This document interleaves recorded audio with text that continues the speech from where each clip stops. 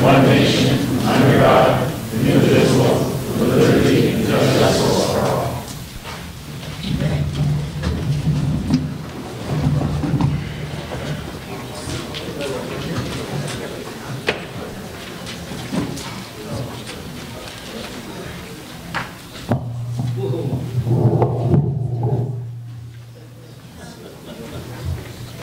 Okay. Can everybody hear me? Good. No, just it's kind of how's that? How's that? Hold it up? Yeah, I'm afraid it's going to feed back though. Is that okay? Yeah. All right.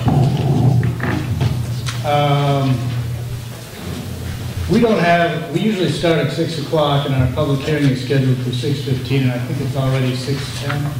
So I think maybe what we'll do is, for starters, which we usually do, is approve the minutes of our prior meeting, and that would be, well, I have the minutes of our non-public and regular work session of April 25th. The motion to approve those minutes. So moved. By Neil. Second by Bill. I heard it first. All those in favor? Aye. Aye. And then, secondly, I have the regular meeting minutes of April 25th, 2016. We have a motion to approve those minutes. By Bill. Second. Second by Mike. All those in favor? There's no more discussion. Aye. Aye. We have the usual announcements, which are that our regular meetings are at 6 o'clock, and the next ones will be May 23rd and June 13th. The work review sessions prior to the regular meetings start at 5. All of these meetings will be held at the town hall unless otherwise posted, like this one. What are we going to do about that?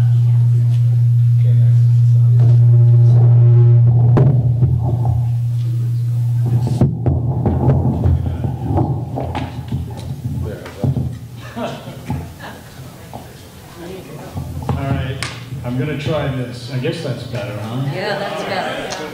Yay! We always say that weather observations for the month of March are available in the town hall. Citizens wishing to be listed on the board's agenda should notify the town hall before noon the Friday before the scheduled meeting.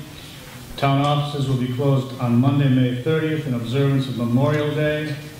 And the annual Plymouth Memorial Day Parade will be held at 10:30, lineup beginning at 10 at the Armory.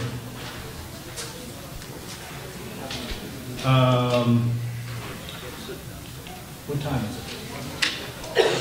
Oh, all right. Next item on the agenda is Joe Fagment, our highway superintendent, regarding a purchase order for KV Partners LLC.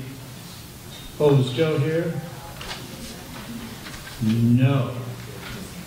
So I guess we won't do that. Yeah, I think we'll just pass that by. Maybe he's on his way.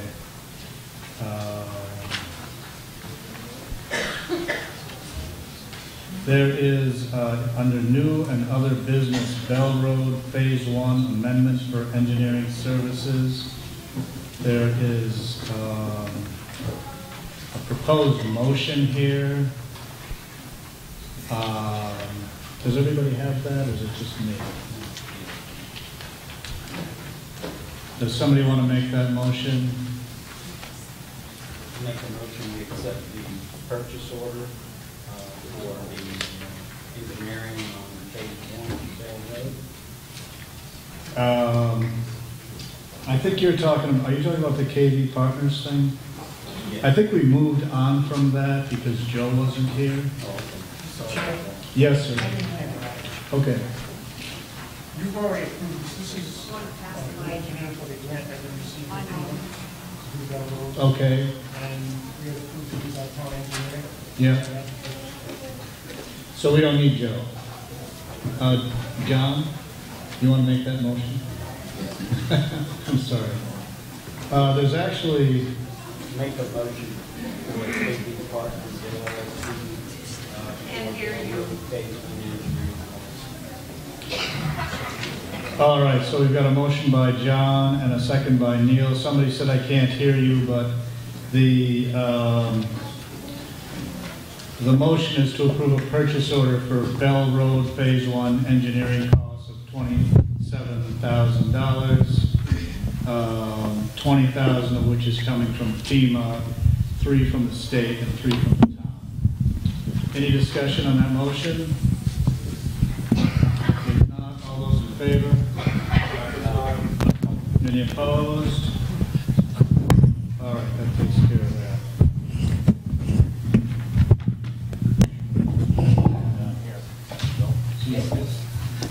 Yeah.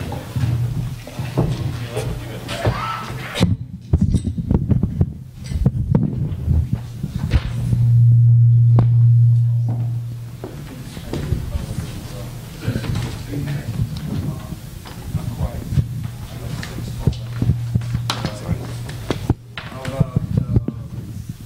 about, Paul, should we handle this other motion? Pardon me? Do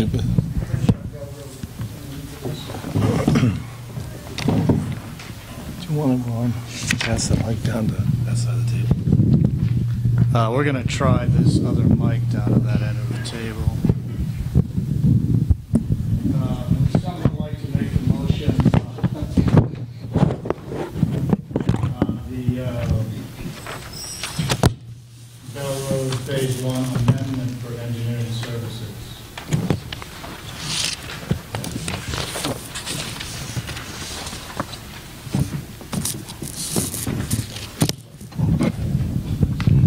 I make a motion that the Town of Plymouth agrees to accept the additional funds in the amount of $30,562 for cost overruns, and furthermore, the town ratifies the grant amendment signed by Paul Freitas on April 5th, 2016.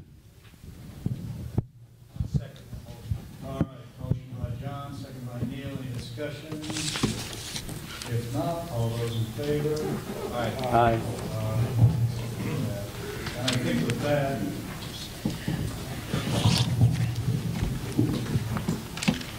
I need both hands. Yeah, that was...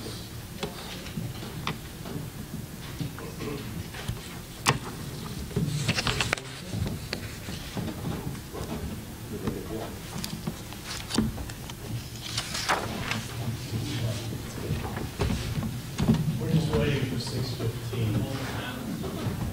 What's that?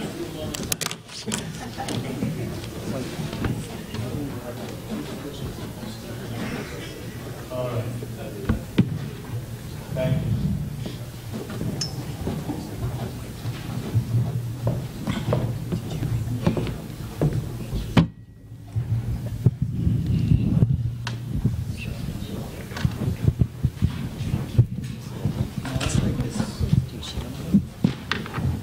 All right, it's 6:15. I am going to call the start of this public hearing, which we've scheduled for now. I'd like to just introduce it with the following. Bertha Bauer is here expecting a Williamsburg Road discussion. I hate to interrupt the proceedings, but I would like to refer to somebody who probably something else on the agenda. Well, there is, but it's 6:15, and that's when we scheduled our public hearing for. I guess it. What happened? What happened? Well, you can't always fit everything in. It's going to happen after, Ann. This is a regular selectmen's meeting. Yeah. After we do the Northern Pass public hearing, then we go back into the regular selectmen's meeting, and that will be heard. What? We read the agenda. We agree to let her have her business start at 5 Yeah. Okay. Can we do that? All right, so I think Yep. somebody want Change to the order. make a motion, postpone the public Sure, hearing? change the order to the, I need to go to the public hearing. For however long it takes.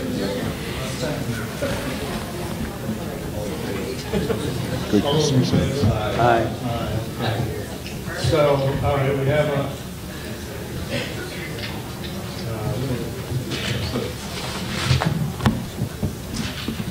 well, I have on my agenda Horatio Mello, Old Hebron Road.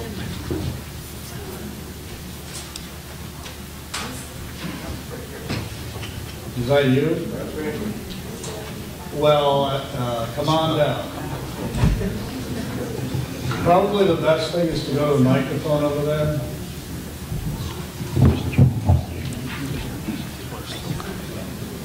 yeah.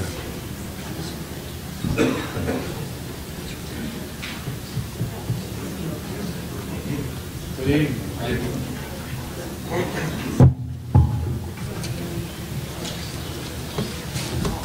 So you probably weren't expecting a selectmen's meeting that was like this big.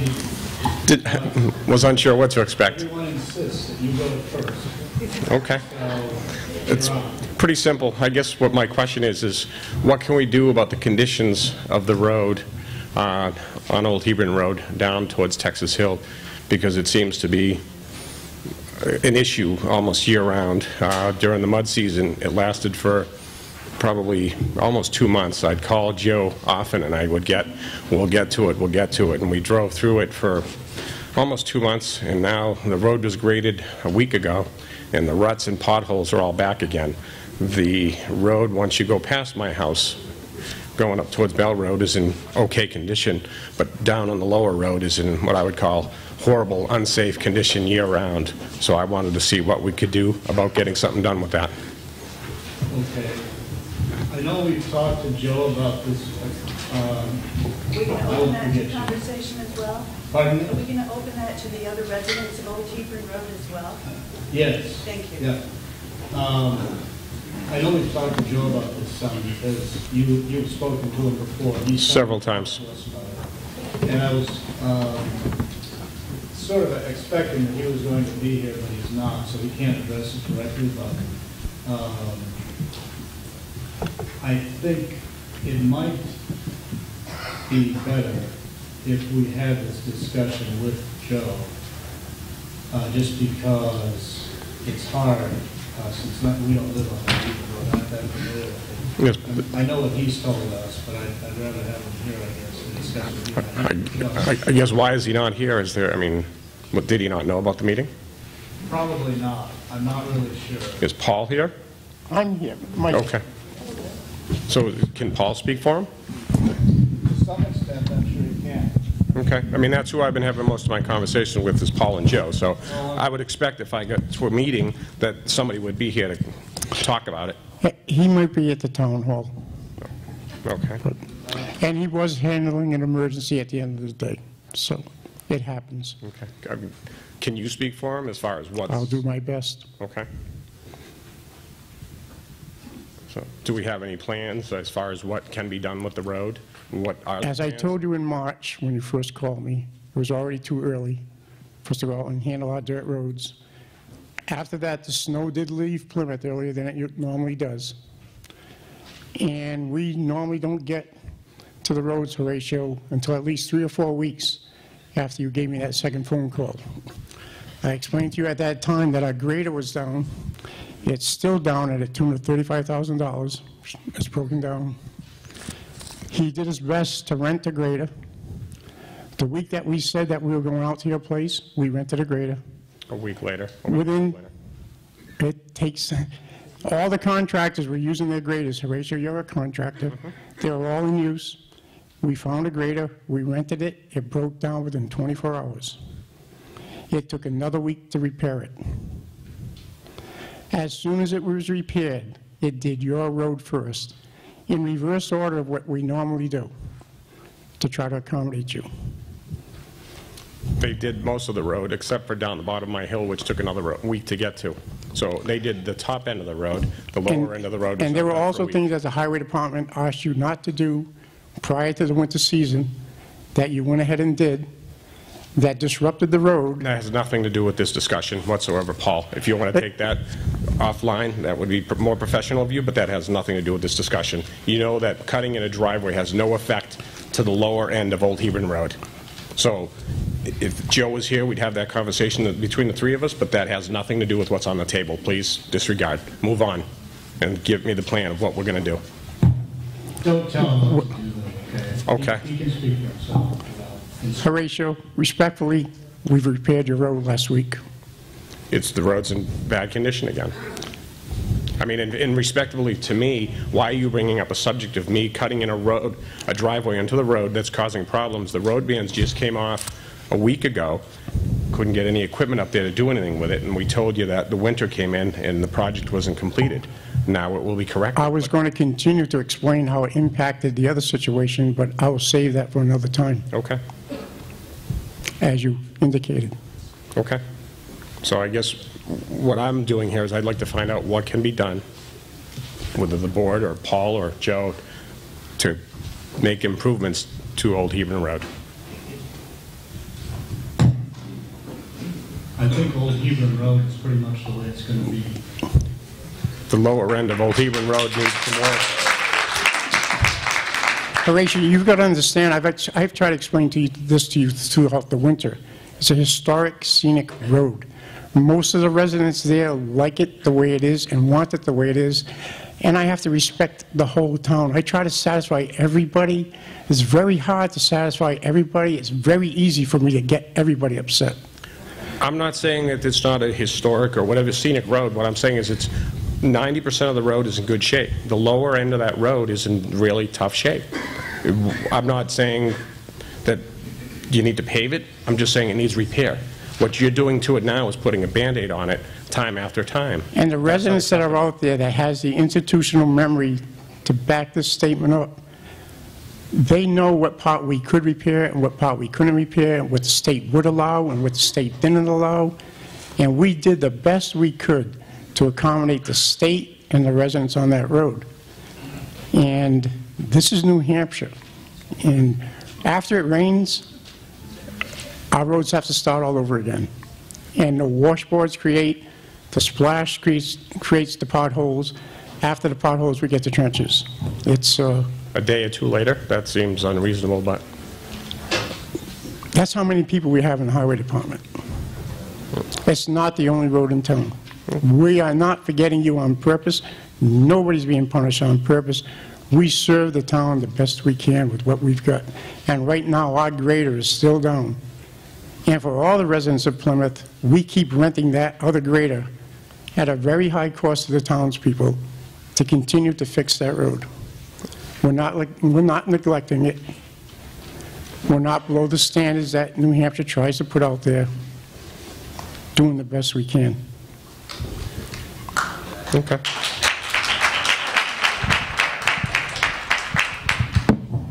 I had a couple other people who wanted to say something about Old Hebron Road that brought me letters actually just before this meeting started, so if they would like to say something, people will accommodate them too. And I'm guessing you're one of them. Can you just give us your name? Certainly. I'm Holly Buckley, and I've been on Old Hebron Road since 2002. I purchased on that road and built on that road because it's an iconic, stunning road, and it's a dirt road. I feel the town does an awesome job in maintaining it, given that it's a gravel road. I feel that because the traffic is usually less than 50 cars a day, and in going with some of the DOT recommendations, those type of roads should remain unpaved. And I think that the job the town is doing is wonderful. Old Hebron Road is used as a recreating road for many, many people in our area, for horses, children, bikes, etc. And I appreciate everything that's been done, and I really hope that we can maintain it as it is. Thank you.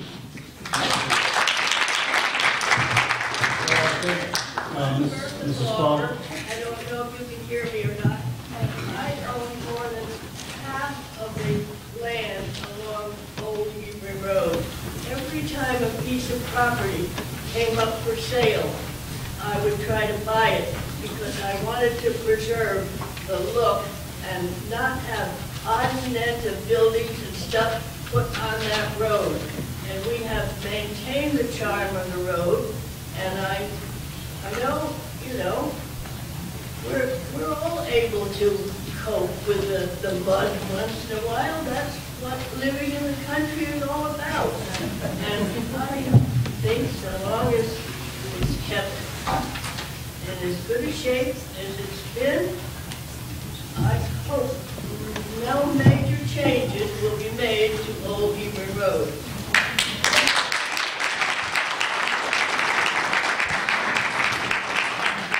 There's somebody who doesn't need a microphone. Also, I'm just going to cut this briefly, but our understanding is on the road, many of the residents had a hand-delivered letter into their mailbox. Not everybody got one, but many people did. And it complained about Old Hebron Road and Bell Road. There was nothing specific about any part of Old Hebron Road or anything like that, but it put the two roads together. It called them dangerous. And I think that I can only speak specifically for Old Hebron Road. I'm Annie Schneider. I live on Old Hebron Road. I've been there for 29 years. And I find it actually probably one of the least dangerous roads around because it has an attitude of care and it is used recreationally, like Holly had said. We all walk there, we walk our dogs there, we drive there. I do not drive a four-wheel drive vehicle. I get at the top of the hill, I get home every day thanks to our road agent. And we also have a school bus that goes over it daily through the whole school year. I couldn't be happier with how it is. Thank you. All right, thank you.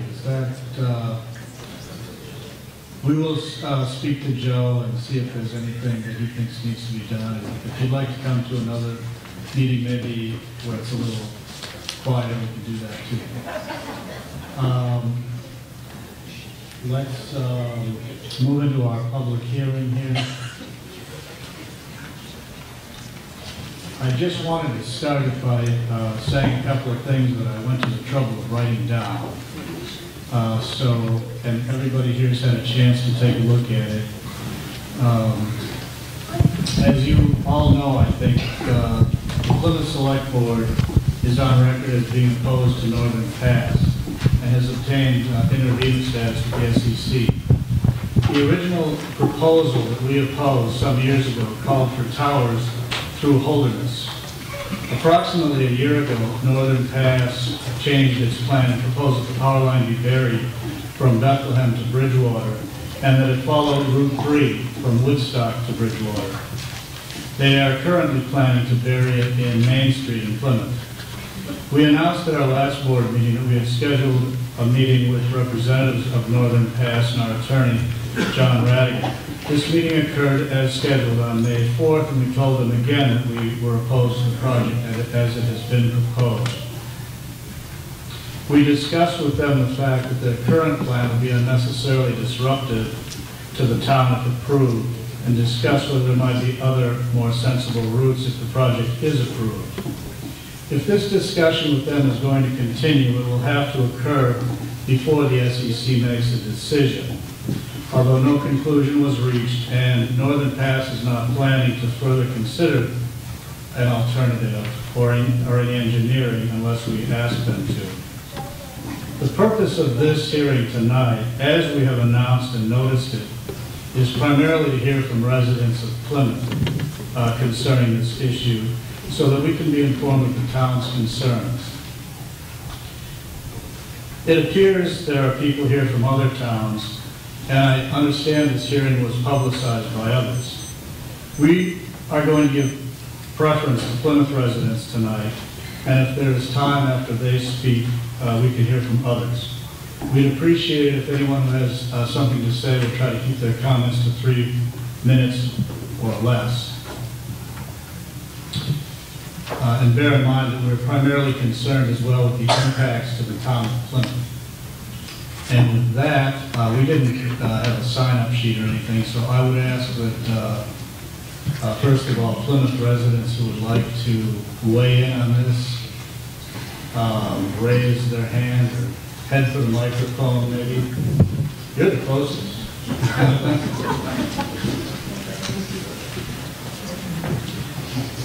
Oh, and could I ask folks to state their name and town of residence, please? Pam Martin. I live on beautiful Old Hebron Road in Plymouth.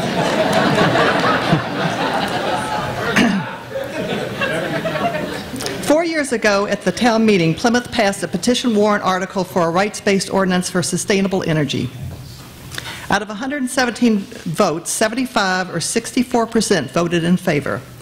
This warrant article prohibits new unsustainable energy production, transportation, or transmission through Plymouth. Industrial hydroelectricity is listed as unsustainable energy along with other energy systems using fossil fuels. The reason why industrial hydro is considered unsustainable energy is because of the environmental and wildlife destruction in the building of the dams and reservoirs, as well as the amount of methane released from the reservoirs. Methane is multiple times worse for the environment than CO2. The state of New Hampshire does not classify industrial hydro as renewable energy because of the environmental damage. The group of residents who presented this warrant article had 3 public meetings to explain this ordinance prior to the March vote. We brought our lawyer in and we put on a public meeting at the library and served lunch, and he explained the ordinance. We came before the Select Board and explained the ordinance. We were on the Community Access Channel explaining the ordinance. We wrote letters to the editor that were published in the Record Enterprise. We passed out these booklets and left them at the library and at the town hall. We did everything we could think of to make sure everybody knew what this was about. And so it passed at the town meeting with a 64% majority. People understood and voted for it. The vote taken at that meeting was the expression of the will of the people that industrial hydroelectricity should not and must not be transmitted through Plymouth, either above or below ground, Green Street or Main Street or any street. That vote is still in effect and has not been rescinded. We would have to take another vote at another official town meeting in order to rescind that vote. Northern Pass is trying to satisfy the new SEC rules that call for Northern Pass to benefit the people of New Hampshire. And they're doing it by throwing around massive amounts of money from the Forward New Hampshire Fund and asking towns such as Colebrook and now Plymouth to declare they're either neutral or in favor of the project. If Plymouth were to change our position to neutral or accept the promise of any money, Northern Pass would then claim it is benefiting the town. They can't show benefit any other way than to hand out bribe money, and we cannot let this happen. The people who put forth this ordinance, and I have to presume the people who voted for it, ask and expect that the Select Board honor those votes and support the will of the people and continue to oppose Northern Pass from now until eternity, if it takes it. I don't care if the bribe is $10 million or $10 billion, and believe me, you can expect Northern Pass to be back with another higher offer if we say no to this one. Never negotiate with Eversource. The Select Board owes it to the voters and the rest of the state to say no.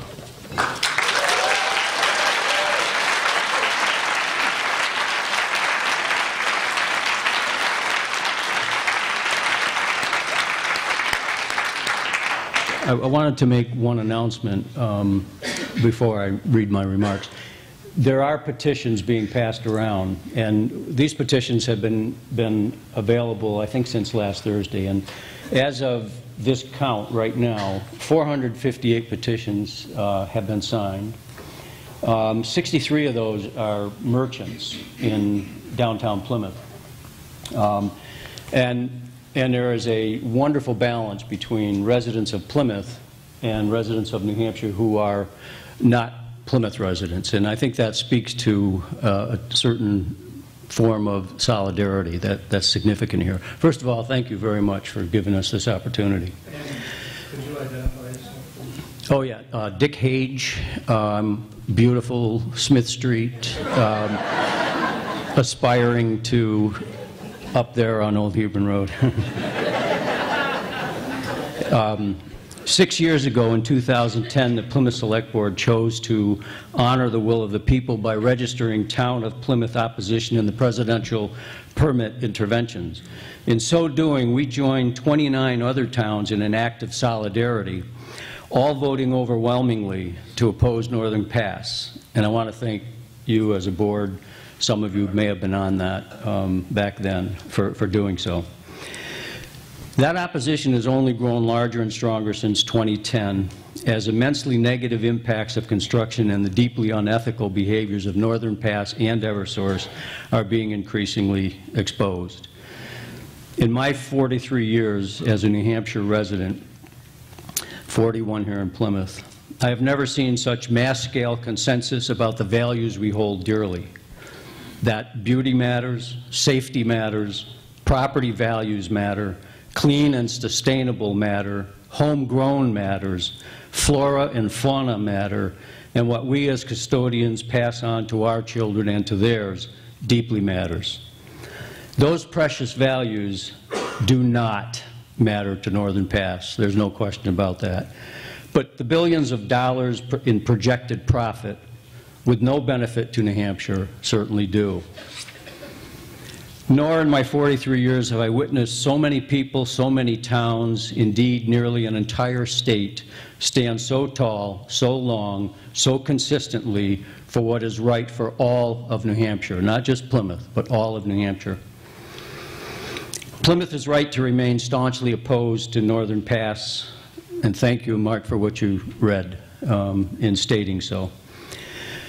To be opposed either above or below ground, and Plymouth is right to remain a committed opposition partner with our sister communities in the current statewide coalition.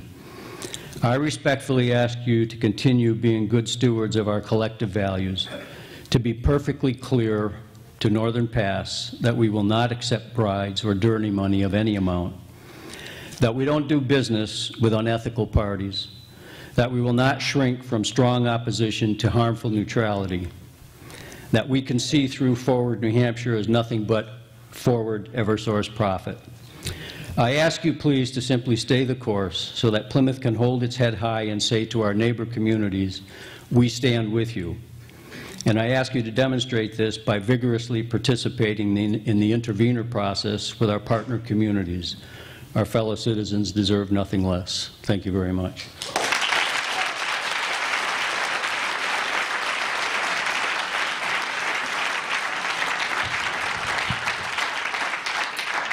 I'm Maggie Mumford, and I'm from Highland Street. And I wish to read a letter and then make a few comments. This letter is signed by multiple members of the community. Dear members of the Select Board, we, the undersigned residents, business owners, and landowners in Plymouth, hereby voice our opposition to the Northern Pass electrical transmission line project.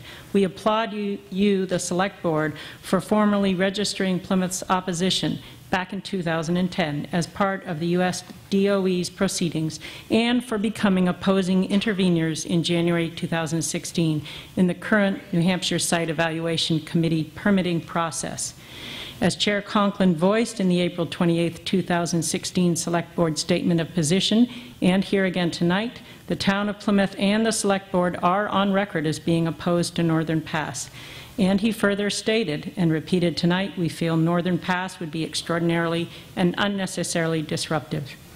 We believe that any Northern Pass proposal to provide new monies to the town only serve Eversource's interests. Offers by Northern Pass to gild payments in lieu of taxes are inappropriate and, for the town, short-sighted. Acceptance of Forward New Hampshire funds, advance funds, or other Northern Pass funding is unethical. The controversy surrounding such proposals highlights the divisive pressures Eversource is placing on small towns, corrupting the permitting process and jeopardizing the future of our natural and cultural heritage. If the Town of Plymouth supported the project, we would be supporting whatever version of the project the Site Evaluation Committee permits, without any enforceable guarantees that our heritage and infrastructure would remain intact and controlled by the town. We would also be breaching our social obligations to other opposing towns, our neighbors, by facilitating the permitting. The undue influence exerted thus far by Northern Pass on impacted communities speaks to Eversource's determination to undermine our towns and our state's autonomy. To acquiesce to Northern Pass project as proposed is to invite similar projects to be proposed in New Hampshire in the future. The only reasonable route would be buried in entirety along the I-93 corridor. As this is not an option being considered by either Northern Pass or the New Hampshire SEC, the Town of Plymouth must remain in complete opposition to the project actually undergoing consideration. We urge the Selectboard to be adamantly opposed to the Northern Pass project and to remain open in discussions with us, your townspeople. We urge you to say no to money offers from Northern Pass and from Northern New Hampshire. We urge the Selectboard as interveners to work with fellow intervening towns to fight this project actively. I would also like to add that I am very concerned that the town has had official notification of the change in route and the plans for Plymouth since October 19th, 2015, and that we are only the public getting to contribute at this point. I ask for reassurance that there has not been and will not be the seeking nor receipt of any grant or any other type of funding from an entity affiliated with Northern Pass, including the before-mentioned New Hampshire Forward New Hampshire funding or advance funds. At this time of controversy, the appearance is bad. The town has approved a $2 million loan with minimal accountability in terms of specific line items slated to receive funding, and no in-place voted upon mechanism of assuring appropriate payments. This is not fiscally sound nor typical for funding measures. If, as mentioned in the descriptive wish list pamphlet, funding will come from projected grants, the public should know the source of these anticipated grants.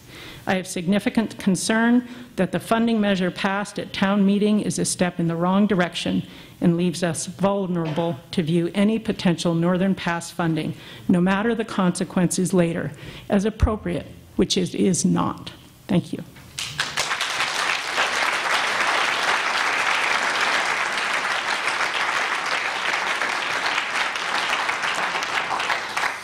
Good evening, honorable members of the Select Board. My name is Deb Reynolds, and I'm a resident of Plymouth. I live at 5 Chad Darren Lane. And as some of you may be aware, I had the honor and privilege of serving as our New Hampshire State Senator for Senate District 2 from 2006 to 2010. But tonight I'm here as a private citizen, as a taxpayer, as a resident, and I'm here to, first of all, thank the board for having this public meeting. It's supposed to be about Northern Pass, not about what was passed at town meeting, and I'll address that further in a second. But I want to say that it's pretty clear that this proposal is nothing more than corporate greed, a desire to destroy New Hampshire's beautiful environment at the expense of our citizens, including many of whom are here tonight, who are our neighbors to the north and to some extent to the south. I want to be on record as opposing this project, and I have continued to oppose it. We know that, according to the Department of Resources and Economic Development, that New Hampshire garners about $250 million a year in tourism dollars, and that's not even really the tip of the iceberg with this project, because rather than argue that this has some net benefit in terms of electrical costs or other job creation, we know that that's not true. We know that the net loss to us in this state, if this project was approved, will be devastating for years and years to come.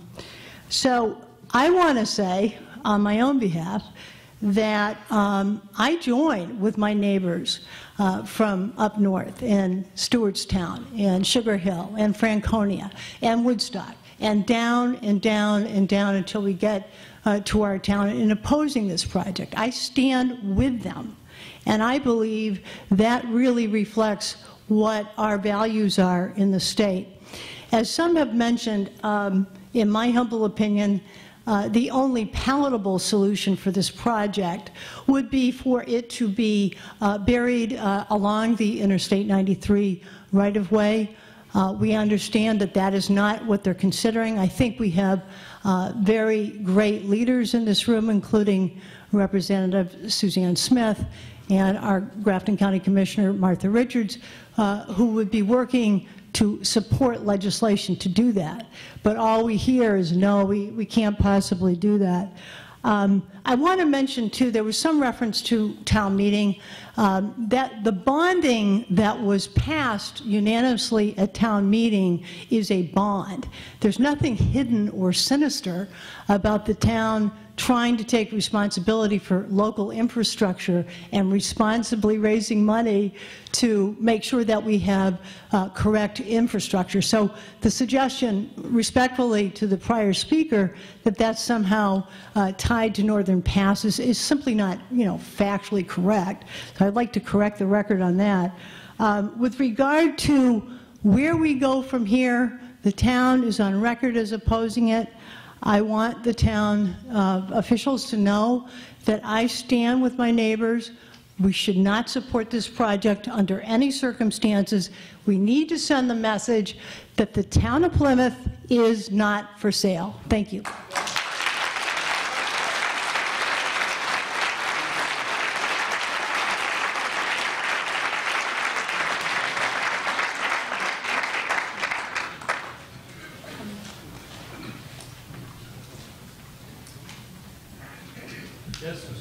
Good evening. Tom Terrio, Main Street business owner, taxpayer and resident, Reservoir Road, one of the gateways to Old Hebron Road. If I could address the Main Street for a minute, specifically businesses. I'm aware that the site and the evaluation committee role is to analyze potential routes and their respective impact, but our Main Street is the heart of our community. With the town common, town office, small business, churches, and other commerce, and its beautiful landscape, it is not an acceptable route. The history of past construction, while necessary on our Main Street, has caused several business closings, including Bad Dogs, Winnebagels, Melnick's, to name a few. And excuse me. And for that business that survived it was a 2-year or more recovery to normal revenue and rehires from layoffs because of past construction. Currently, parking is already a huge issue, and many Main Street business owners are struggling. Months of disruption from the Northern Pass proposal will turn away tourism as well as local residents, sending commerce to other areas as well as the internet. Plymouth does not need more empty storefronts and employee layoffs. Please do not sell out our Main Street. Please do not sell out our community. Please do not have our town of Plymouth as another statistic in the victim of the billion-dollar corporate world. Thank you.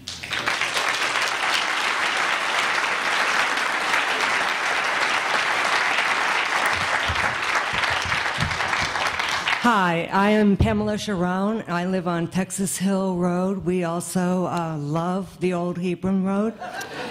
And I am a taxpayer. I built my house here. I graduated from high school here. I had my babies here. So look at, I'm very happy to be a member of Artistic Roots, which is on Main Street next to Rand's. And I had this visualization of how beautiful the Main Street of Plymouth is. It has all the park, and people sit out by the coffee shops and enjoy the beautiful downtown area. We are a nonprofit organization, and we are a member of the chamber, and we work hard every year to survive, to stay in Plymouth. And we have 40 members that are artists, and they are all from New Hampshire, giving all of us some beautiful artwork. And we also have classes at the Artistic Roots where we share our talents with the local people. Now, I would say, if you could just visualize how beautiful Plymouth looks, and then visualize something else. Visualize the parking. Visualize a backhoe in front of Rand's. Visualize 2 men with jackhammers. Visualize dump trucks lining up. Now, Visualize dirt and noise. That would absolutely kill our art gallery. Now visualize our gallery that is full of beautiful artwork, and then visualize it with nothing in the window, with a sign that says, "For lease." Thank you.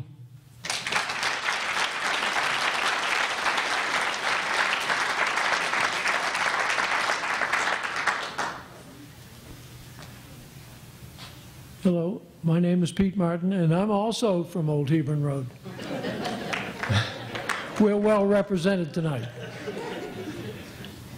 The folks who have preceded me have pretty much stolen my thunder here, which I'm probably glad. But I would like to say that if we say no, and we just say no, that puts the SEC in a position of having to stop the procedures and redo them. And the reason for that is that the new SEC procedures call for public interest. What's in the public interest? And digging up downtown Plymouth is not in that interest. Now, having said that, that means that the project will either stop or be delayed. In either case, that's good for us. What is not good for us is to see Northern Pass completed. Now, I stood out at the entrance here this evening and passed out maps to everybody. And I also put maps in front of the select board.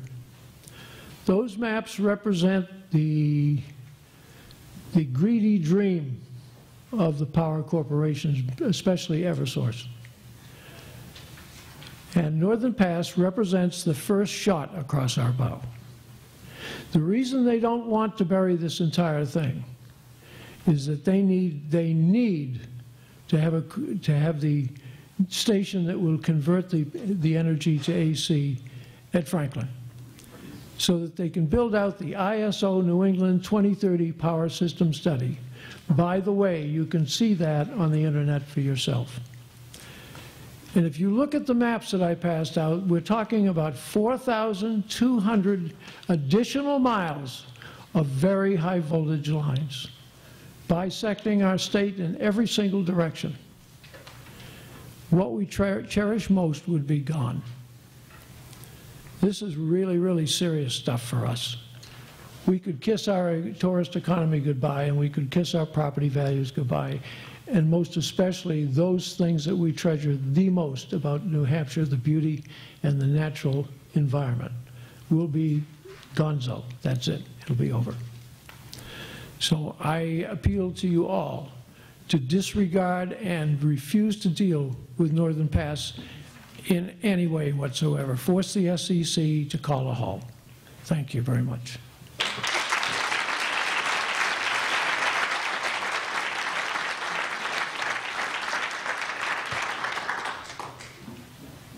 Yes,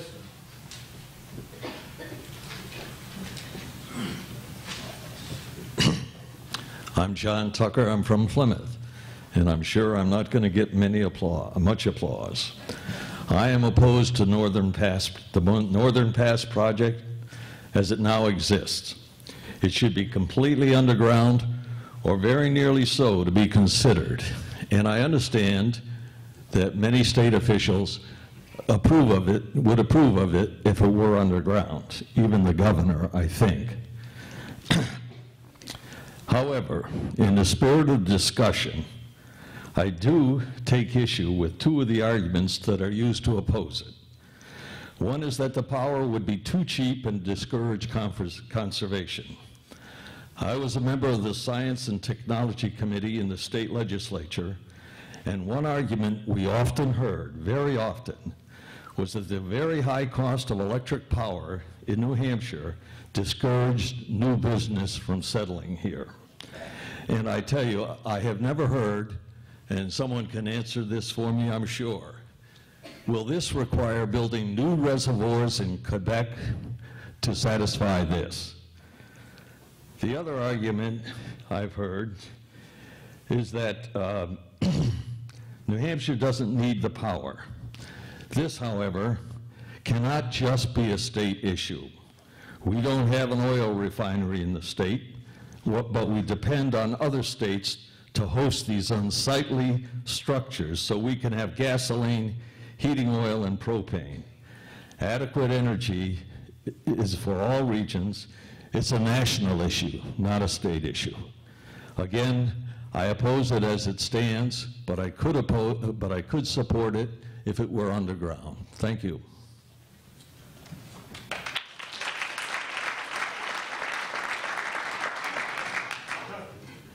May I just ask the Select Board? I guess I have never heard a company so publicly maligned as the one here without them being here to address some of those concerns. Did they have a chance to show up tonight? I wouldn't be surprised if they're here. Then I would like to hear something they have to say. Can I just address that question? I do know from going to many hearings that public has been at and Eversource has been at, recently the one over here in the skating rink, where Eversource got to stand up and speak and speak and speak, and the people were treated rudely, they were dismissed, and they were not allowed to speak. Eversource gets its chance.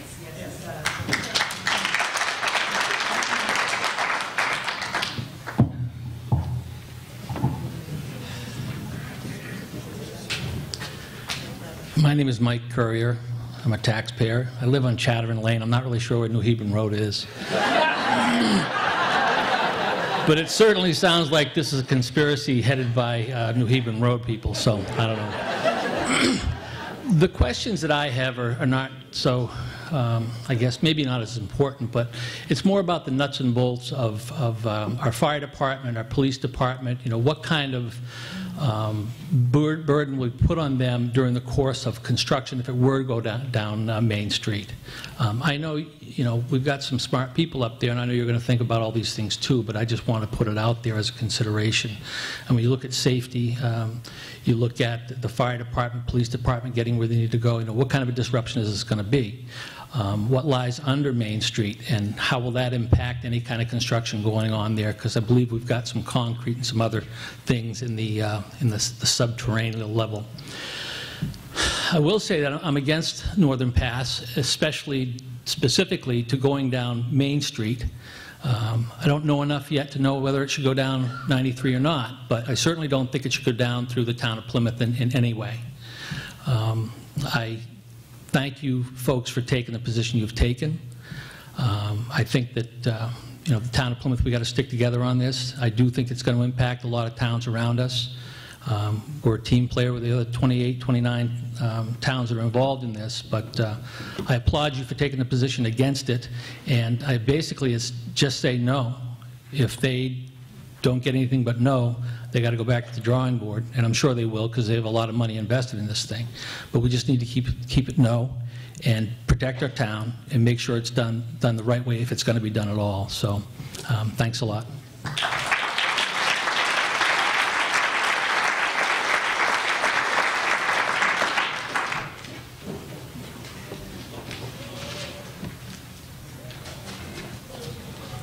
Good evening. My name is Omer Ahern Jr. I live up on Cummings Hill Road. I'm a Plymouth taxpayer, and I too know where Old Hebron Road is located. Thomas Jefferson once said, "Eternal vigilance is the price of liberty." You folks that are here tonight dressed in orange, you have been those that have been doing the eternal vigilance in this project, this Northern Pass, this pariah that wants to come from a foreign country and take away our liberty by controlling our energy here in New Hampshire and in the Northeast. I don't want to repeat the things that have already been said by others, and I appreciate the Select Board allowing us to speak this evening. I thank you. You don't have an easy job.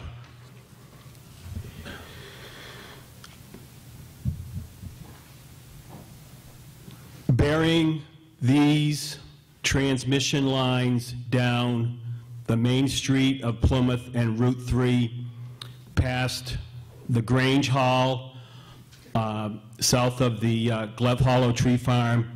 It's all a bad idea. I ask you, members of the Board of Selectmen, to just say no to the Northern Pass. The problem is, to those of us here in Orange, Eversource and the Northern Pass is a big corporation. They can go on and on and on. I know Annie's been fighting this for years from the beginning.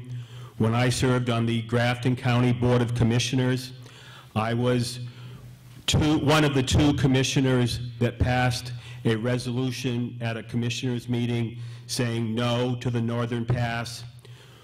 We have to hold together and fight this, and we ask you, Board of Selectmen, again, those of us that are from Plymouth, please stick to your guns and say no. And God bless the state of New Hampshire. Thank you.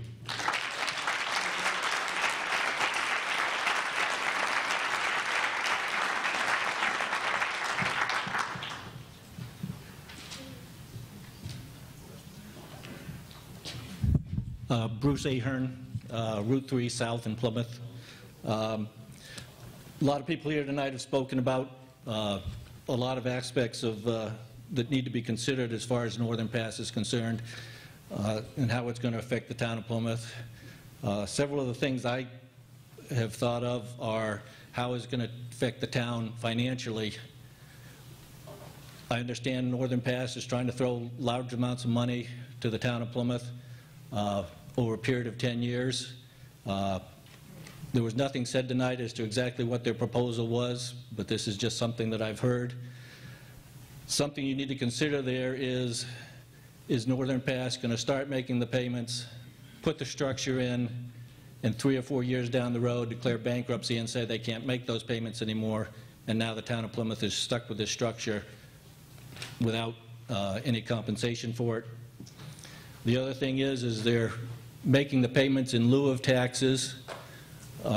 If the town accepts this from Northern Pass, what's to prevent some of the other utilities in the town from saying, well, we've paid you over $10 million over the last 40 years. We don't want to pay any more taxes on our structures because you've given this deal to Northern Pass. And if the utilities are allowed to do that, what's to prevent any business in the town of Plymouth from saying, we've been paying taxes for numerous years, we don't want to pay any more taxes. So I think if you accept this money from Northern Pass in lieu of taxes, you may end up short money rather than gaining money. The other thing is once the structure is in, what is it going to take for the town of Plymouth to try and go across this with any kind of utility? Water, sewer. Doesn't matter whether you put it down Main Street or Green Street, you're going to divide the town. You're not going to be able to develop one or go from one side to the other with any kind of infrastructure without huge engineering costs to be sure that you don't disrupt this structure that they've put through the town. The other thing is does the town even have the right to make the deal? I don't know what the easements are in the town of Plymouth as far as the roadway is concerned, but I know that down where I am, I own the land under the road. The road is just an easement. I've got court cases that will back me up. Is it the same south of Plymouth? Is it the same on Green Street? Who actually owns the ground underneath the road? Is it the town? Or is it just an easement and that the property owners that abut the road actually own the property underneath the road? The other thing that needs to be considered is once this line is in a right-of-way, they're going to put it on one side of the right-of-way. What's to prevent another utility or even Eversource to come back and say, we're going to put one down the other side of the road? And you've already set the precedence that you're allowing this to be a utility corridor that will be with us forever. things that need to be considered before you start accepting any deal from Northern Pass.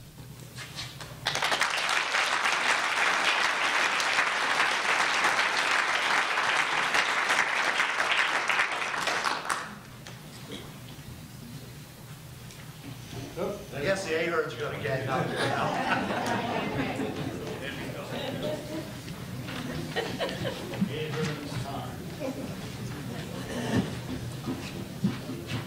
Just quickly, Hebron Road was a great place to coon hunt in my old days. I'm have sort of a unique perspective on this. I am one of the few people, I'm Henry Ahern, Town of Plymouth. I own the deer farm.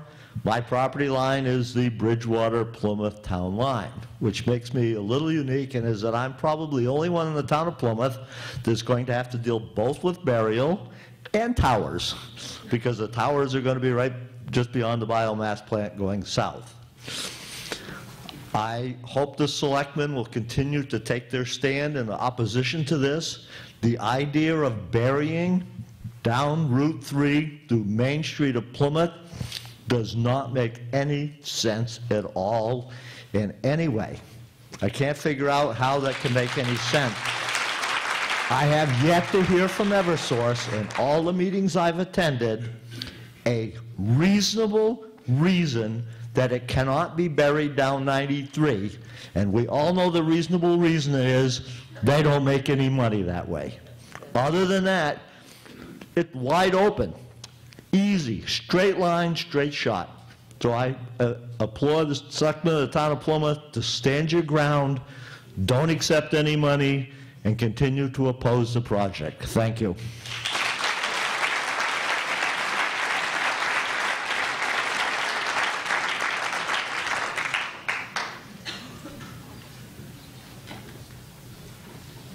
I'm Gisela Estes. I've lived in the state for 50 years and in Plymouth for 45 years this summer.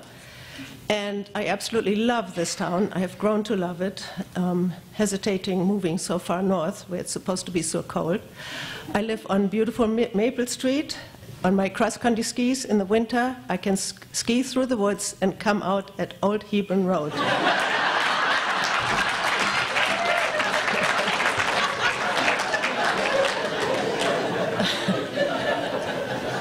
And I've gone almost that far, so I oppose this Northern Pass for all the same reason that other people have mentioned, so I won't repeat it. But there's one more reason that is very, very dear to me. I'm a hiker. I love to be in the North Country on summits. I love to look over our beautiful, beautiful landscapes. It brings me to tears to think that there might be these huge towers ruining everything. And it will definitely, in my opinion, reduce the tourism business that we are getting in this state. Think of all the tourists that come here for the fall foliage. Are the towers going to turn color?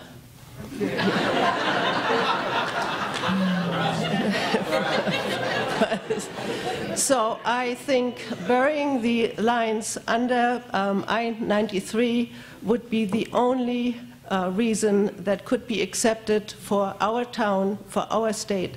And I urge you with all my heart to not cave in. Thank you.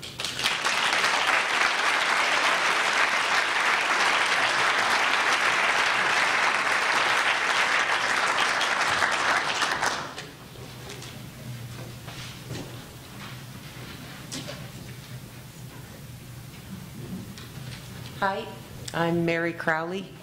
I happen to live on Route 3, and if this project were built, it would run right at the end of my driveway. But I'm not sure I matter that much. I'm just me. That's just my house and my little thing. So I have some questions, really. I oppose the Northern Pass from a fundamental viewpoint that I don't understand why the greatest nation on earth is grounding its public policy for power production and transmission in a natural disaster from another country.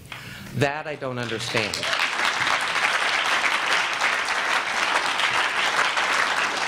if I move beyond that observation, I readily understand that power transmission is a regional and national undertaking. You know, you don't just look at, are those kilowatt hours going into my meter or not? That's not the way it works. But I am kind of wondering, is there anyone here tonight from Eversource? And if so, would such a person identify him or herself? It would seem not. Because I would have given such a person an opportunity to refute me if I'm wrong.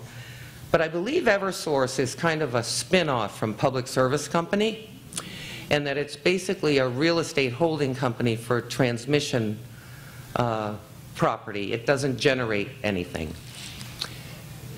And I'm reminded when I think of Eversource and Forward New Hampshire benefiting Plymouth or any town in New Hampshire of a project that was undertaken some years ago down in Seabrook. And it was going to make the meters run backwards. And the meters didn't run backwards. Electric costs went up dramatically. The company filed a bankruptcy. And so issues of the capacity to sustain a payment schedule over time should be looked at in a pretty critical way. Then I wonder, what does a utility easement mean for the middle of our town? And I think it would be maybe helpful if you could state for me, what is the offer? Yeah. Is that a question? That's a question. Well, they have said on 2 occasions. Oh, I'm sorry. They have told us on 2 occasions that they would pay us $1 million a year for 10 years. Once, when this initially came up, when they first filed the plan, and then again, maybe a month or so ago. But in our most recent meeting, the one I referred to tonight when we met with them, it didn't come up at all. And there's no advance funds? Oh, no. Okay, because there has been some chatter that there are some advance funds out there. I know there's rumors, and they're being spread by people who don't know what they're talking about. Which is why I'm asking for clarity. So some period of time ago, Eversource approached the select board and said... No, they actually made an appointment and came in and spoke to Paul. Okay. Back, I think it was like a week after they announced the new route. Okay, well, that's intelligent for them, because he would be who would schedule such a consideration with you folks. So Campton would look pretty good, and Plymouth would look pretty good. But then you'd hit Bridgewater and Ashland and Bristol, and they'd have honkin' tall 85-foot towers. Up to 145, I know, but there's like an average height that's projected of, say, it's even best case, 85. That's still more than twice the height of existing utility poles. And that would happen to our neighbors directly to the south, and we would see them unless we never left Plymouth or Campton. Our lives would be full of these towers. So they would be a part of our life, and I think about that and would ask you to think about that.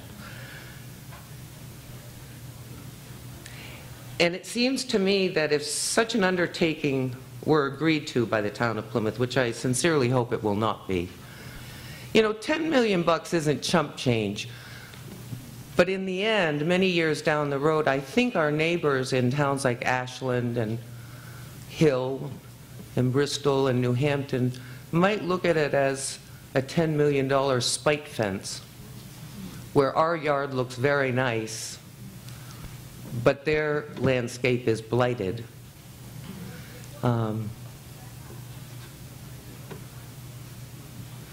So those are my thoughts.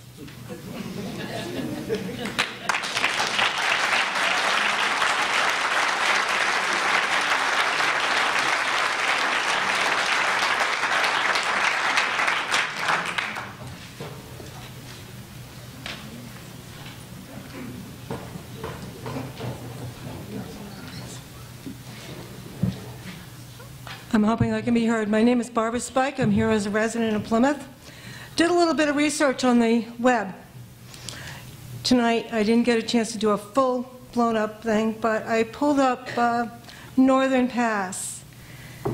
And it came up with something behind the scenes called TransCanada, who was involved with the proposed Keystone XL pipeline. So, I don't know exactly how that fits into the situation, but when you're dealing with Northern Pass, you're dealing in Canada, am I correct? About the Canadian facility? My question would be, in the event of a default or error or omission, which state or country's laws would prevail if there had to be a suit?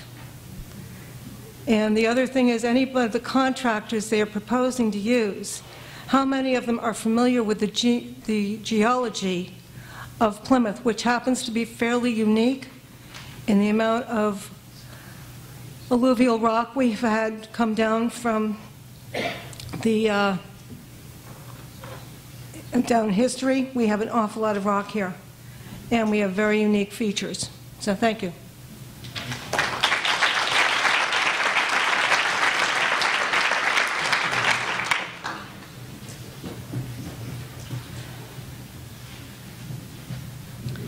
So my name is Janice Ahern, and I figured I should talk because my name is Ahern. One thing that wasn't mentioned tonight that I just wanted to bring up is the decommissioning. There's no plan for decommissioning. So before it even gets completed, it's obsolete technology. Those damn towers are going to be here forever. They're not going to come back and get them when they're rusted.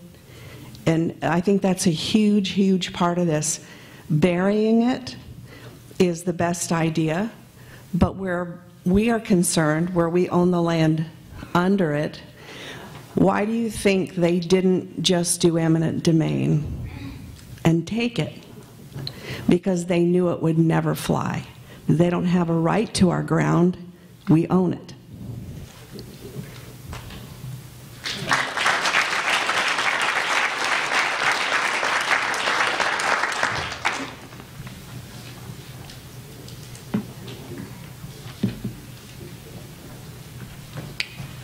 My name is Lisa Donor. I live on Langdon Street. I am chair of the Plymouth Conservation Commission. I am an instructor, professor at the university, who I haven't heard any issues regarding the university mentioned here. My thoughts are a bit disorganized because they've been bouncing around with all of the input that we've had. But one of the first things that happened with me today was I was walking my dog up on Ski Run Drive, and it was a beautiful day. The sun was finally out. And I was looking out over the landscape, and I realized I could see some of the houses near Fox Park, and I could almost see my house, but not quite. But I couldn't see any other buildings that I knew were there, except for what was right on Main Street and a few of the structures around there. The entire viewscape was underneath the tree canopy. All of the houses, the roads that I know are laced through this town, that all of you live on, I could not see anything. And I thought, what a wonderful thing that is, that there can be so many people here hidden under nature. And that's definitely something that would be lost with Northern Pass. So that was one thought. I also look and teach about hazards, and flooding is a very big part of the hazard that I consider. You don't have to go back very far to see images of the Baker River flooding over the Route 3 bridges. So that might be one of the considerations that Northern Pass has about how to get across the Baker River if you are burying it under a raging river. Are they going to go under the Baker? Or are they going to go along the bridges, which have had water flowing very rapidly over the top? Are they going to pop up and go over the top of the bridges? You know, these are considerations that I think most people that don't really consider hazards, natural hazards, as part of infrastructure may miss. Some of the other things that I consider are the proximity of Route 3 to the Pemmy River and the potential of when you dig things up, you change the water drainage pathways, the natural infiltration from the residents and businesses to the river, which may start to impair the river if it's not resealed and packed carefully. There are also industrial brownfields in the Plymouth area, old gas station areas that still have contaminated soils. Are they going to treat those as hazardous waste and move them out of the area? Are they just going to shuffle them around? What's going to happen to the materials that they are disrupting? This is an issue all the way along the stretch of Plymouth. And finally, I just want to think about and ask the Select Board, have you used the time since your notification of this plan in October to do any seeking of impacts, economic impacts, environmental impacts? Have you looked at hiring outside consultants to inform you, if this plan goes through, what are the actual short-term and long-term costs to the town, and whether or not any amount of money that Northern Pass might be able to pay would offset all of those costs? Thank you.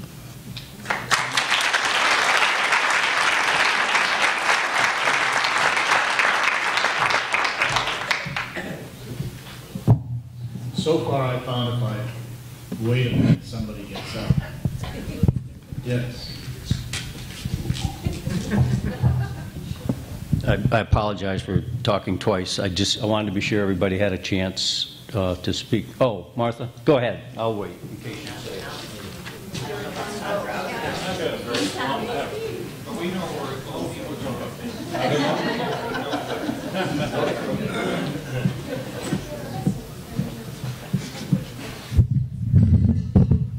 I want to be able to see you all.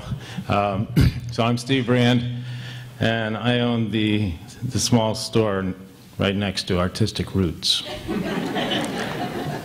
which happens to be a wonderful operation that I appreciate in great measure because Artistic Roots is in fact a co-op, and they do in fact cooperate. It's not always easy, but they do cooperate.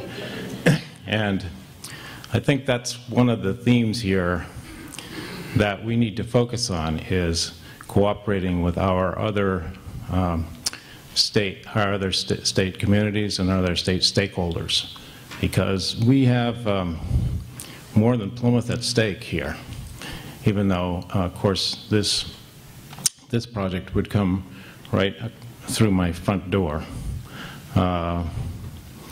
perhaps literally. And I think we somehow, and maybe I'd just like to ask the question about what groups of towns and other interests are doing together to present a united position for or against the Northern Pass. Because there's strength in numbers, and up and down the line, I know what will happen when you get above the buried line position, and also what will happen below it. With the towns in between, who are being held hostage or trying to be used as a leverage tool to make this thing fly, need to be in concert with those who, above and below. So is there a current consortium of towns working together? And if not, shouldn't we start one? That's a question, by the way. Well, a number of towns have petitioned to intervene, as have a number of individuals and groups and others.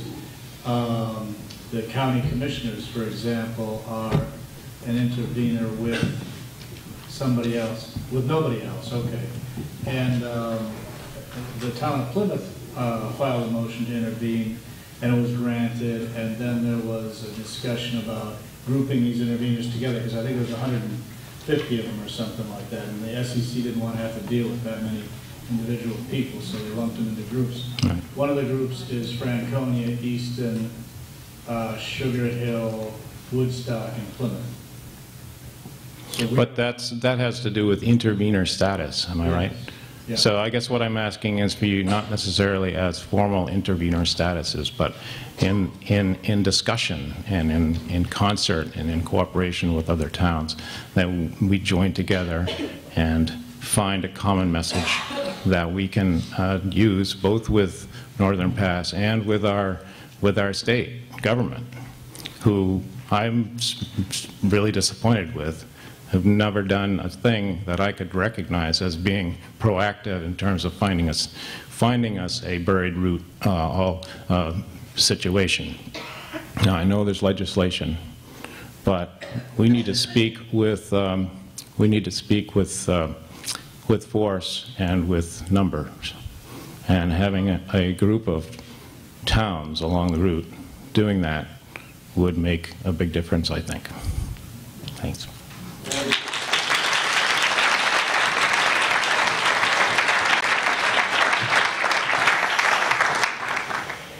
I'm Susan Matheson. I own 2 pieces of property, 1 small business, none of which are on Old Hebron Road, but I love them just the same. We've all heard stories about the North Country heroes, some of whom are here tonight, who held strong to their lands and their legacies. They turned down fortunes, bribes really, to protect their families and their communities' legacies. They were offered fortunes, and yet they held to the commitment to their lands, to their lifestyles, to their and to our state's heritage, and to our environment and landscapes. Now we are being challenged to do the same. The New Hampshire landscape has been entrusted to us. Will we have the courage of our neighbors to the north? Will you, Select Board, have the courage of our neighbors to the north? Northern Pass should be buried for its entire length along existing interstates or railroad grades. But why is Northern Pass courting Plymouth and Route 3? Is it cheaper for them? Is it more convenient for them? Neither is our concern. Our concern and our responsibility is not to facilitate corporate profits. Our responsibility as citizens is to participate in decisions for this and future generations to protect our legacies. The town should not consider this money any further. But I do question, what are they buying from Plymouth? What are the sign requirements on our common, on Route 3? What measures will be taken to protect our dozens of priceless historic structures? Our water quality? What setbacks are required or exclusions? Will our common still be available to us as the centerpiece of our town? What are the adverse effects to the businesses, and how will they be mitigated and compensated? What does the Select Board think is really in it for us for the long term? Our common, our Main Street is our treasure. Why would we approve a very disinterested third party to commandeer our common? Remember those heroes from the north who refused Northern Pass's bribery? They bravely held their ground. They valued their land, their quality of life, their heritage, and their culture more than the fortunes being offered. It's our turn to be brave. It's your turn to be brave. Brave enough to say no to the money and say yes to our town, its heritage, and our future.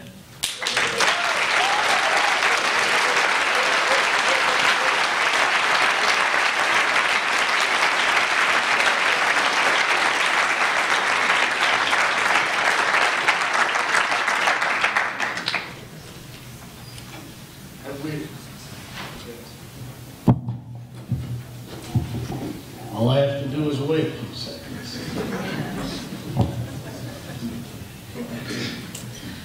Good evening. My name is Mickey Junta. I live in Campton, and I will not have a tower in front of my house. But we also own a business on Main Street. So this is what life is going to be like if we don't say no. It's just going to be step by step, and we all have to fight this. Thank you.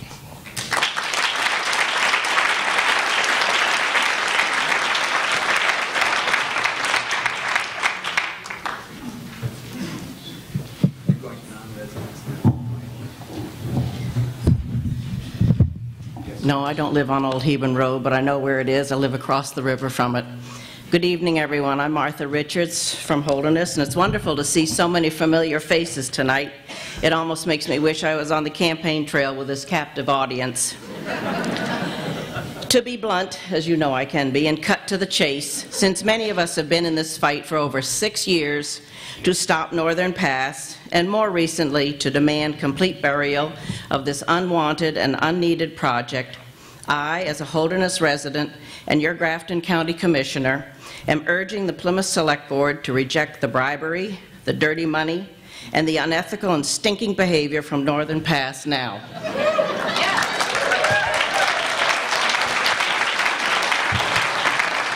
In 2010, this board did the right thing by honoring the will of the Plymouth citizens to oppose this project.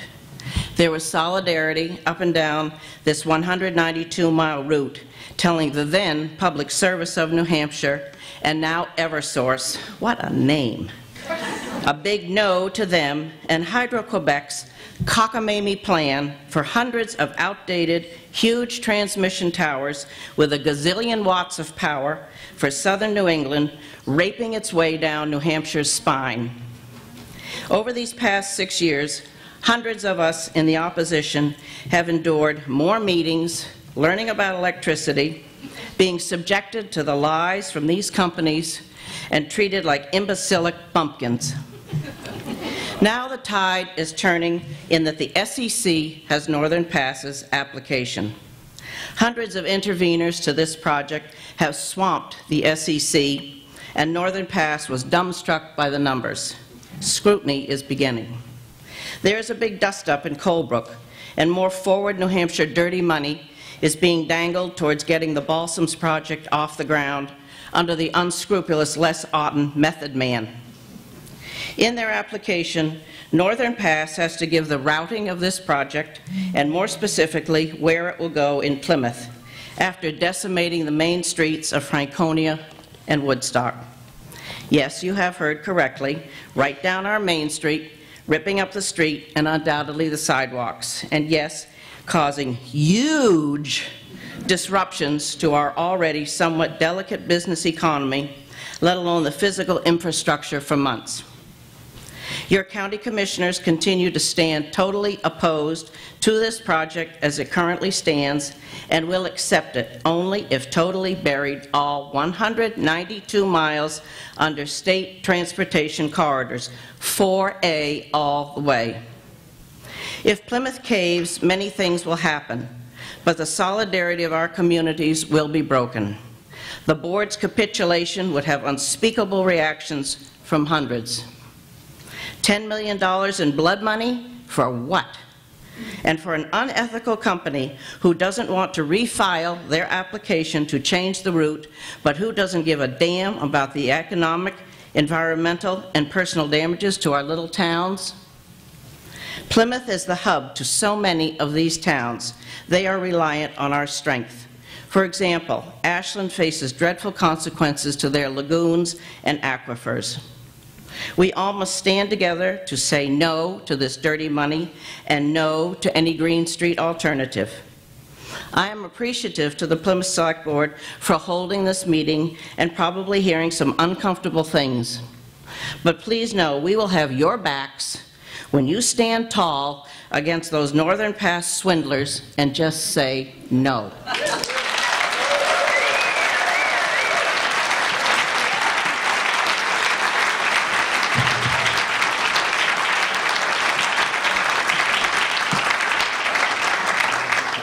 Can I just interrupt for a second? We're moving to the out-of-town group now, I guess. No, just but I'd sort of like to wind this up before too long. So maybe if anybody feels that they can't leave without saying something, we'd like to hear it. But let's try not to repeat ourselves. And I know you're Suzanne Smith. And I can't believe I have to follow Martha. She did a great job. I'm Suzanne Smith. I am the state representative for Grafton County District 8, the towns of Plymouth, Hebron, and Holderness. I don't live on Old Hebron Road. I live in Hebron. You know, in the beginning, 5-6 years ago, the first Northern Pass opponents were a very small minority. We were a small group, and we were overshadowed by many saying, you know, you people are a bunch of cranks.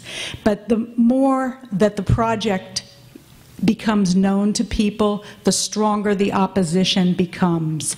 And now we see, even in the legislature, where there were many people saying, oh, this is just a NIMBY issue, are supporting those of us who have been fighting Northern Pass all along. In fact, a group of 80 legislators intervened in the process.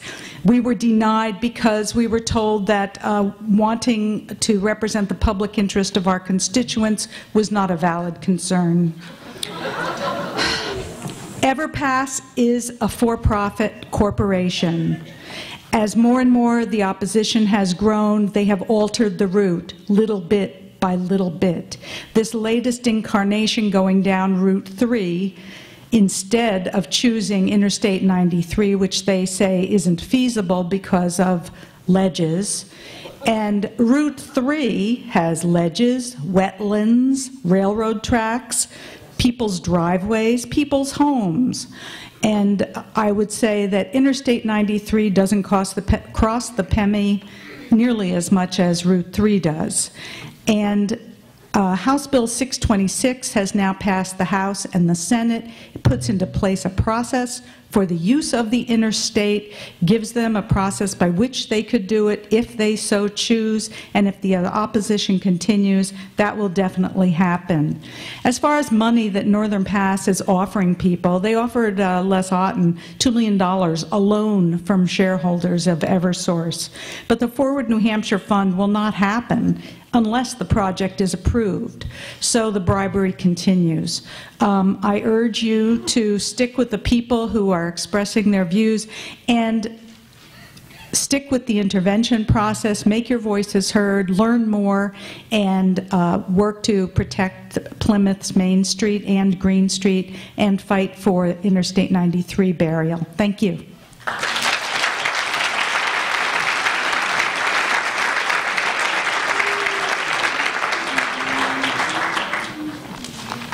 I'll keep this short. My name is Sandra Jones, excuse me, co-director of the Plymouth Area Renewable Energy Initiative.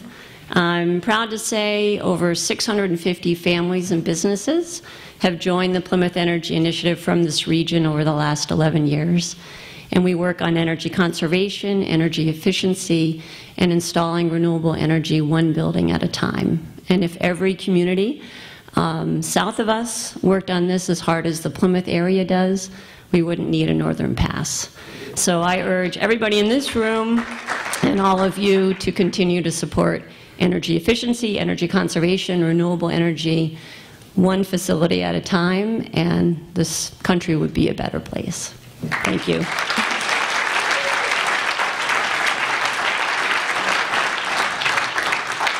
Good evening. My name's Alex Ray, and I'm not a resident of Plymouth. But you wish you were. Well, it's funny. My next sentence answers that question, but I'll tell you, I wouldn't live in Holderness for 46 years if Plymouth isn't what it is today. And that's the truth. So I don't think the town lines make this area. It's the people in the greater community and area that do. And Plymouth is the hub of it for who knows how many towns. This is our economic, culturally, socially, politically clean, beautiful center for our whole area. So let's forget whether we're from town or not. I am a stakeholder. Here's my take. Let's send a message. Let's not even think of supporting the idea of helping the Eastern Seaboard attain more electric power, more available, more reasonable. So basically, if it were, they'd be even using more electricity. That would help Hydro-Quebec and everybody else on the extension cord. But rather, let's get together and encourage the blocking of this extension cord for the waste and making this commodity that is too reasonable anyway. I know that sounds foolish, but we all, in our homes, are rural people. I unscrew light bulbs all day. I can't help it. And you just think of Times Square and you think about the electricity. That's the worst picture in the world.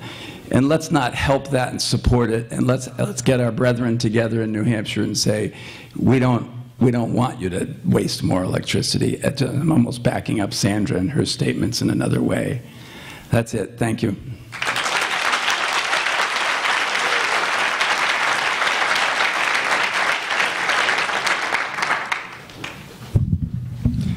My name is Bill Hool, resident of Plymouth. Been residing here now for 24 years. It's been one of the most enjoyable living experiences of my lifetime in residing in this community, which has an enviable community spirit, an enviable, iconic township, beautiful surrounding hillsides.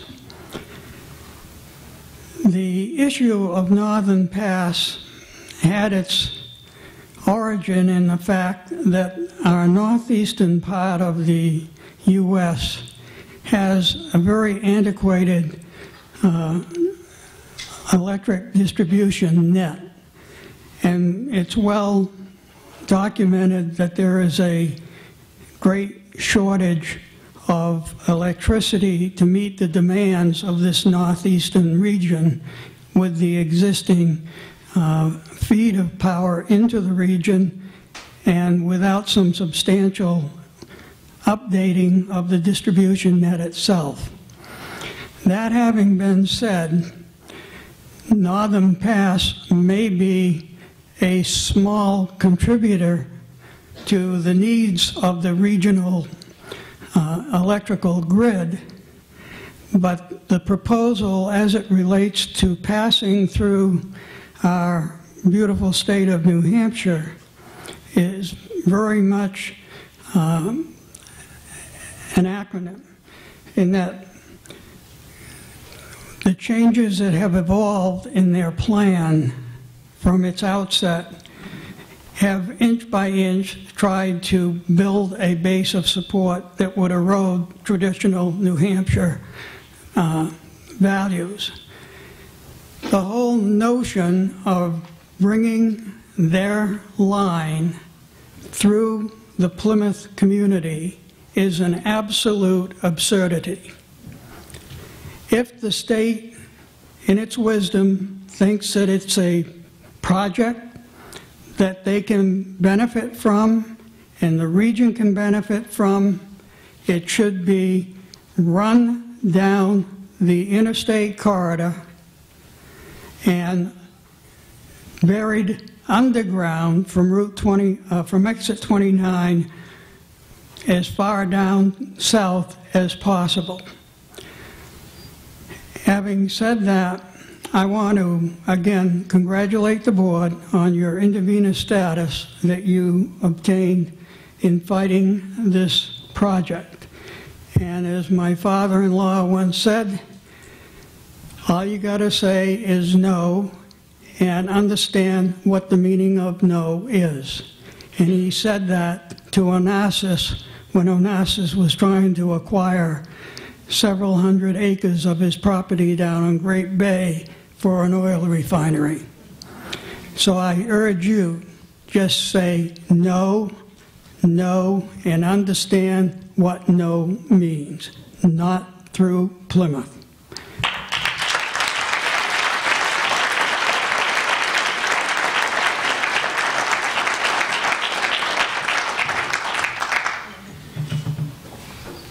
Good evening.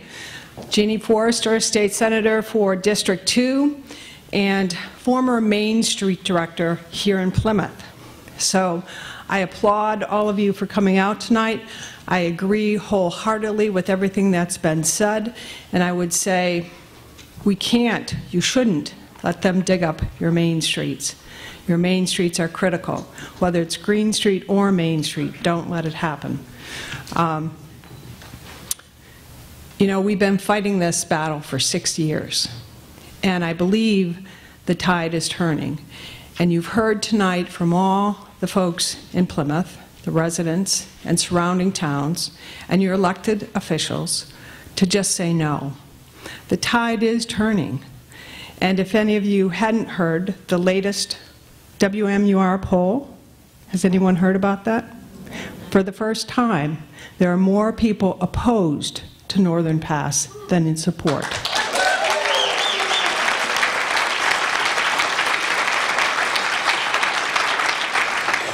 So the tide is turning. Hang tough. Let's all stick together. Thank you.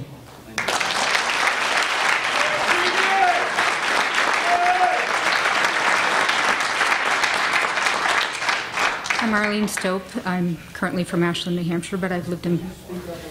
Sorry, Arlene Stope. I'm from Ashland, New Hampshire currently. I've lived in Plymouth for more years than I can count. I'm born and bred in New Hampshire. And I solidly oppose Northern Pass in any capacity at all, whether it's buried underground or whether it's above ground. You look at places like California where they have water shortages. What do? They do not allow people to water their lawn. Okay? I recently got a notice from New Hampshire Electric Co-op, because I do have property in Plymouth, and it's all about trying to change your usage so you're using electricity during the non-peak periods. There are other avenues for people to use less electricity. My husband and I have been proponents of putting in solar, putting in geothermal over the years, and a lot of that is in Plymouth. There are many avenues other than allowing more electricity and the same old habits. Thank you.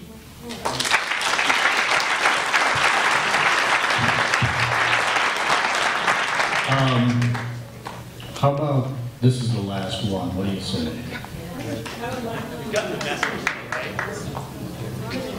I haven't heard anybody speak in favor. There are a couple of wrap-ups, very short. All right, a couple of very short wrap-ups. And this gentleman. Okay. My name is Michelle Sanborn. I'm a resident of Alexandria, New Hampshire. So I have some encouraging stories to share and some encouragement for the Board of Selectmen for Plymouth. There are other communities in the state of New Hampshire that have been under the gun of industrial development, and they have come together in solidarity and watched these developers walk away. That occurred in Grafton, Alexandria, Danbury, and Hebron with industrial wind. And I appreciate the fact that the Select Board is listening and granting an opportunity to the residents of Plymouth to speak and share your concerns. Some of our Select Boards did so as well, and there was a lot of solidarity within those communities. As you guys know, these industrial developments have a way of dividing the community and often dividing the opposition. United we stand, divided we fall. I encourage Plymouth to stand in solidarity with the other communities that have opposed this project. I am also here as a representative for a nonprofit organization called New Hampshire Community Rights Network. This nonprofit organization is working with Northern Pass communities, industrial wind communities, and Kinder Morgan communities. The common denominator with all of these communities dealing with these industrial developers is that your local right to decide is removed from you. You are denied the right to make these decisions, and your Board of Selectmen, it's taken out of their hands who decides, the SEC or FERC, as the case may be. What we advocate for, and I'll read a portion. I do have a letter. I'm not going to read the whole thing. I have a letter to hand to the board, if that's all right, afterwards. New Hampshire Community Rights Network is a nonprofit grassroots organization that advocates for empowering local communities within New Hampshire with the authority to enact local laws that elevate their rights over corporate claimed rights and to protect themselves from harmful corporate activities. NHCRN is our nickname. Educates communities and elected officials in New Hampshire about the civil and political right of people to collectively govern where they live.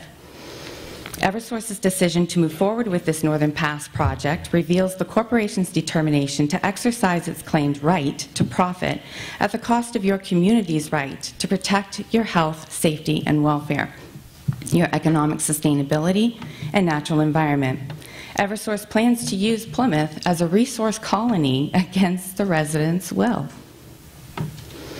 Part first of the New Hampshire Constitution, Article 8, explains that all power resides originally in and as derived from the people. All the magistrates and officers of government are at all times accountable to them. So therefore, our state constitution holds the Select Board of Plymouth accountable to the people of Plymouth. And you are showing that you are representing the people of Plymouth.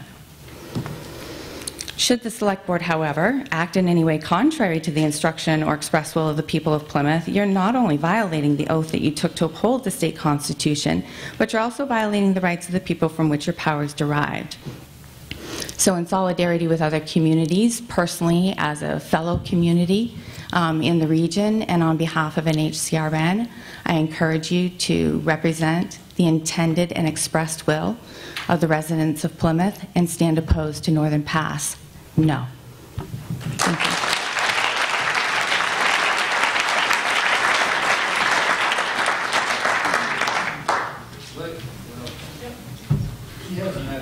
you. I think you have one person.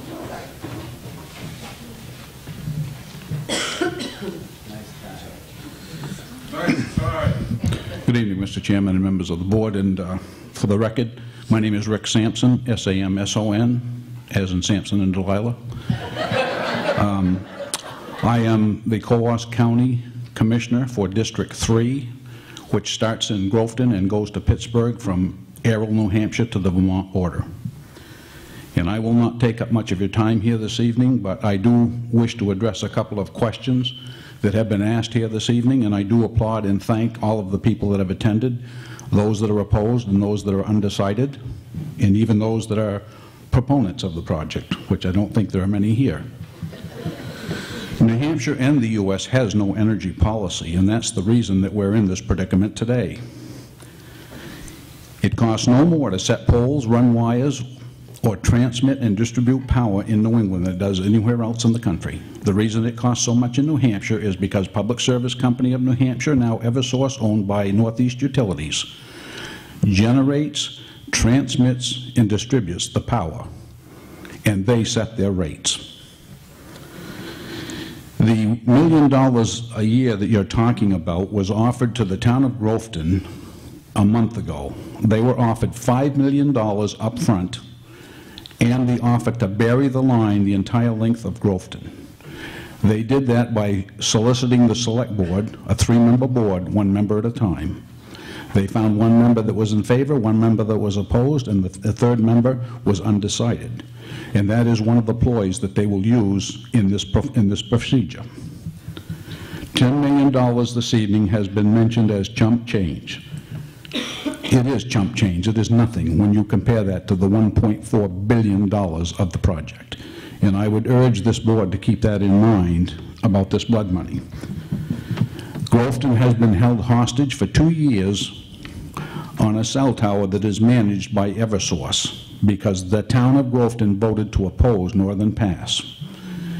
Colebrook's town voted to oppose Northern Pass, and several weeks ago their Select Board decided to vote to go neutral and remove the burial requirement of the project, and that has divided the town and its citizens. The North Country Chamber of Commerce also did the same thing. They've had a number of their executive board members resign. Their executive director just resigned this past week, and the board is in shambles at this time. So Northern Pass does nothing more than drive wedges between families, friends, and communities. I am a NIMBY, and I would like the board to recognize that. My grandmother is an original Quebec Indian from Pittsburgh. My backyard starts in Pittsburgh, and it ends in Nashua, Derry, Portsmouth, and Conway, New Hampshire.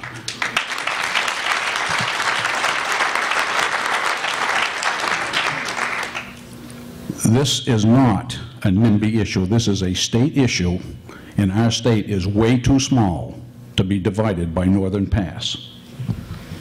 I was at a meeting this afternoon to answer another question in Pittsburgh at 3 p.m. with the towns of Pittsburgh, Stewartstown, and Clarksville.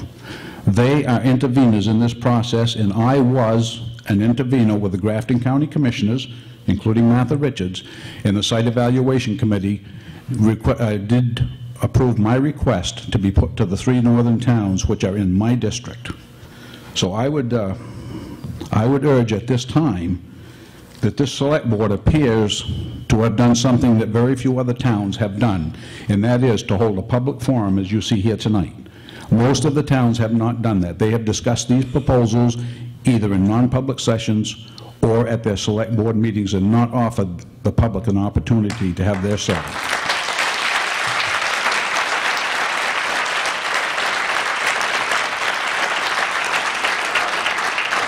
I would like to close by thanking Commissioner Richards, Representative Smith, and Senator Forrester.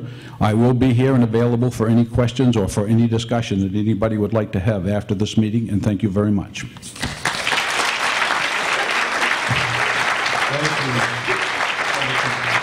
Very brief.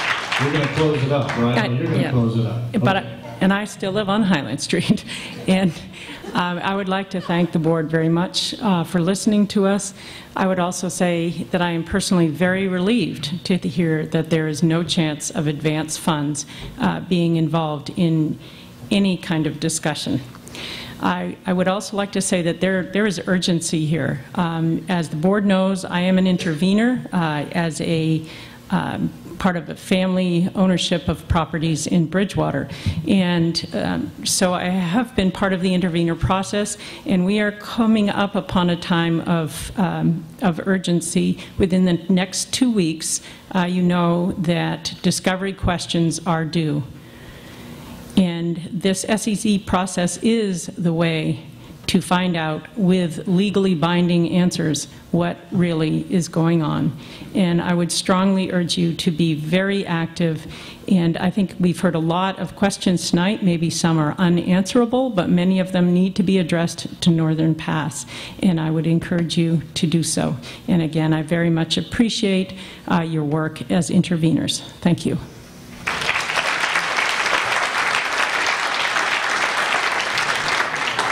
I just want to add, I hadn't heard these two things stated tonight. I hope I had a hearing aid battery go. But I just did want to say this about Eversource. They have said no to I-93, and there's a reason they've said no to I-93, because that is the only route that would provide revenue to the state of New Hampshire. They don't want to pay it. Eversource has also applied for public utility status in the state of New Hampshire. If they receive public utility status, just like Seabrook, this will be Seabrook all over again, because they will then be able to pass the expense onto the ratepayer. So those are two reasons to not allow this at all.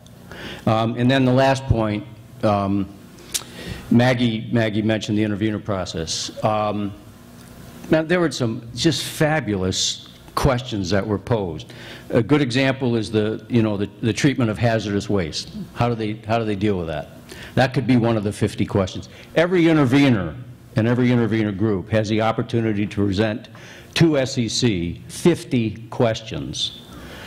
And so we need to work in collaboration with our 4 sister communities and make sure those 50 questions are meaningful ones. To Maggie's point, there are many of us who would be very, very happy to assist you in writing those questions. We've written many questions already. You've heard many questions tonight. You don't need to have the burdens fall only on your shoulders. There are a lot of people willing to help. Thank you very much for giving us all this opportunity.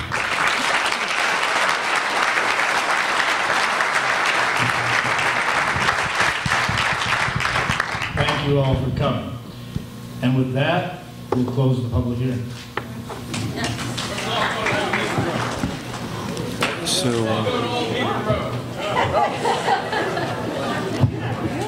Don't everybody go to Old Hebron Road. You can't take the train.